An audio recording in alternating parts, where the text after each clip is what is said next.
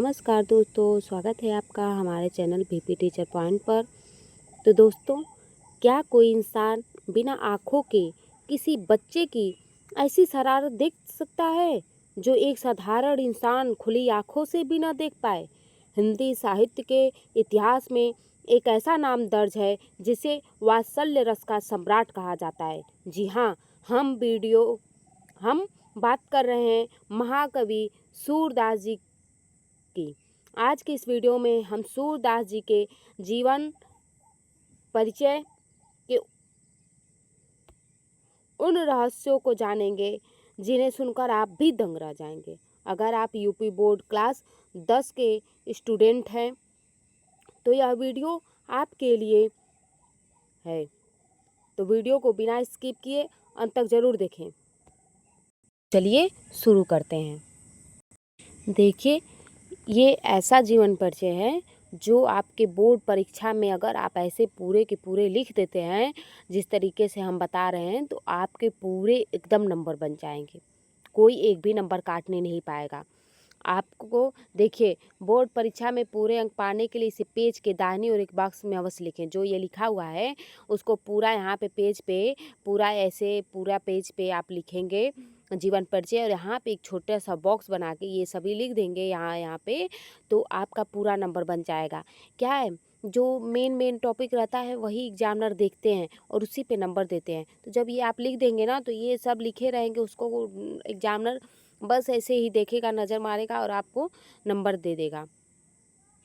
और शुद्ध एकदम हिंदी में लिखिएगा और बड़े साफ शब्दों में, बड़े ही अच्छी राइटिंग में लिखिएगा। तो चलिए देखिए जीवन परिचय को। महाकवि सूरदास जी का जीवन परिचय। तो देखिए, नाम सूरदास, जन्म इनका सन 1478 ईस्वी, संवत 1535 में। जन्म स्थान रुनकता ग्राम, आगरा मथुरा मार्ग पे पड़ता है ये। और पिता का नाम पंडित रामदास सारस्वत, गुरु महाप्रभु वल्लभाचार्य, भक्ति कृष्ण भक्ति, क्योंकि ये कृष्ण जी के ही जीवन पे लिखे हुए हैं सब कुछ। और भाषा इनकी ब्रज भाषा है और प्रमुख रचनाएं इनकी है सूरसागर, सुरसरावरी और साहित्य लहरी। और मृत्यु सन 1583 ईस्वी में परसौली ग्राम में हुआ है। ठीक है, तो ये आपका संक्षिप्त है परिचय है। इसको आप कोने पे लिखते हैं तो आपके पूरे नंबर बनने वाले हैं। और ये देखिए, सख्य वात्सल्य भाव लिखा हुआ है, तो ये कृष्ण भक्ति में जो छोटे कृष्ण जी हैं, बाल कृष्ण हैं, उन्हीं का वर्णन इन्होंने ज़्यादा किया है, इसीलिए इनको वात्सल्य का सम्राट माना जाता है। तो चलिए अब पूरा जीवन परिचय देखते हैं कि आपको जीवन परिचय अब कैसे लिखना है। ये तो आपका संक्षिप्त परिचय हो गया। आप अपने नोट में भी ऐसे बनाकर लिख सकते हैं। आपका नोट बहुत अच्छा लगने वाला है, बहुत सबको पसंद में आएगा। देखिए, इनका जीवन परिचय आपको ऐसे ही लिखना है कि अष्टछाप के सर्वश्रेष्ठ कवि और हिंदी साहित्य के जाज्वल्यमान नक्षत्र महाकवि सूरदास का जन्म सन 1478 ईस्वी, संवत 1535 में आगरा से मथुरा जाने वाली सड़क के पास स्थित रोनकता नामक ग्राम में हुआ था। कुछ विद्वान इनका जन्म दिल्ली के निकट सिही नामक ग्राम में भी मानते हैं। इनके पिता का नाम पंडित रामदास सारस्वत था, जो एक गायक थे। ये आपका हो गया। अब देखिए, एकदम कहानी की तरह है, आप कहानी की तरह सुनेंगे तो आपको याद हो जाएगा। रटने की कोशिश मत करिए, इसको कहानी की तरह समझने का करिए।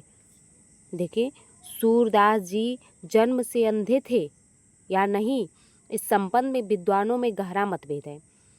सूरदास, सूर मतलब होता है अंधा, तो इसीलिए सूरदास लिखा हुआ है।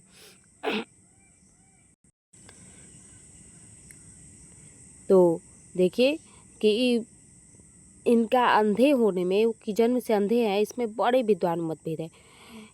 श्री कृष्ण की बाल लीलाओं का जैसा सजीव, सूक्ष्म और स्वाभाविक वर्णन उन्होंने अपनी बंद आँखों से किया है, वैसा कोई जन्मांध व्यक्ति नहीं कर सकता। जन्मांध मतलब जन्म से अंधा व्यक्ति नहीं कर सकता। इसीलिए अधिकांश विद्वान इन्हें बाद में अंधा हुआ मानते हैं।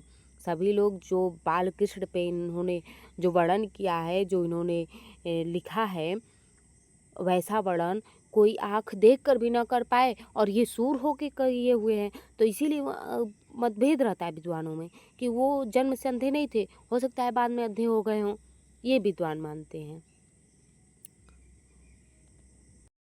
चलिए देखिए आगे कि सूरदास जी बचपन से ही विरक्त हो गए थे और गऊ घाट पर रहकर विनय के पद गाया करते थे। एक बार गऊ घाट पर इनकी भेंट महाप्रभु वल्लभाचार्य से हुई।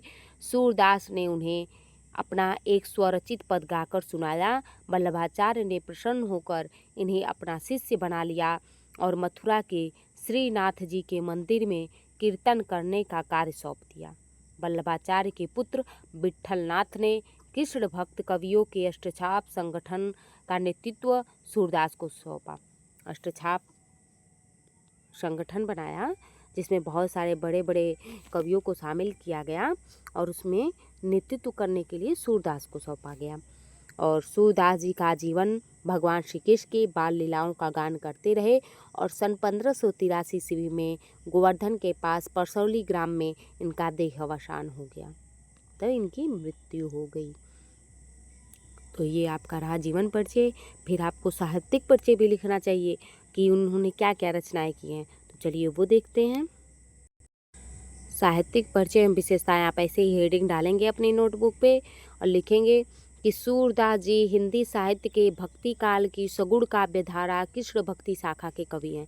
ये भक्ति काल क्या होता है, सगुण काव्य धारा क्या होती है, कृष्ण भक्ति शाखा क्या होती है, आप हमें कमेंट में बताएं तो हम इस पे वीडियो बनाएंगे। ये आपका हिंदी साहित्य में आता है जिसमें आपको बताया जाएगा कि सगुण, निर्गुण, भक्ति काल, रीति काल, ऐसे बहुत सारे काल हैं तो बताया जाएगा। तो आप ज़रूर कमेंट में बताएं अगर आपको समझना है तो। और उससे तो आपके 20 क्वेश्चन बनते ही बनते हैं, उसी से आते हैं 20 क्वेश्चन आपके ज़्यादातर जो आपके ऑब्जेक्टिव वाले रहते हैं। देखिए उन्होंने अपनी रचनाओं में भगवान श्री कृष्ण की बाल लीलाओं, गोपी प्रेम और विरह का अत्यंत मार्मिक वर्णन किया है। सूरदास जी को वात्सल्य रस का सम्राट कहा जाता है क्योंकि उन्होंने वात्सल्य रस का कोना कोना झाँका है। उन्होंने सरल, सरस और प्रभावपूर्ण ब्रजभाषा का प्रयोग किया है। उन्होंने ब्रजभाषा में ही अपनी रचनाएं की हैं और बहुत सरल भाषा में की हैं। तो ये आपका रहा साहित्यिक परिचय। और चलिए अब रचनाएं देखते हैं। ये रचनाएं आप हेडिंग डालेंगे, फिर लिखेंगे कि सूरदास की मुख्य रूप से 3 रचनाएं प्रामाणिक मानी जाती हैं। एक सूर सागर, एक सूर सरावली, एक साहित्य लहरी। तीसरा है आपका, तो देखिए यह सूरदास जी की अक्षय कीर्ति का मुख्य आधार स्तंभ है। इसमें 1.25 लाख पद बताए जाते हैं जिनमें से वर्तमान में लगभग 10,000 पद ही उपलब्ध हैं। 1.25 लाख पद उन्होंने लिखा है लेकिन 10,000 पद मिलते हैं।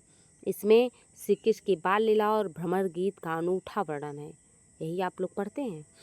सूर सरावली में देखिए यह सूर सागर की का ही एक संक्षिप्त रूप माना जाता है। इसमें कुल 1007 छंद हैं।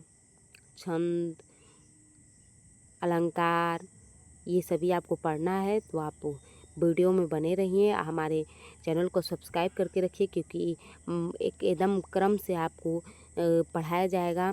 अभी आपका ये सब अर्थ चल रहा है, रचनाएं चल रही हैं, जीवन परिचय चल रहा है, व्याकरण चल रहा है। व्याकरण में धीरे धीरे आप अलंकार छंद तक पहुँचेंगे जो आपको पढ़ाया जाएगा। तो आप चैनल को सब्सक्राइब जरूर करके रखें। चलिए तीसरी रचना देखते हैं। तीसरी रचना है साहित्य लहरी।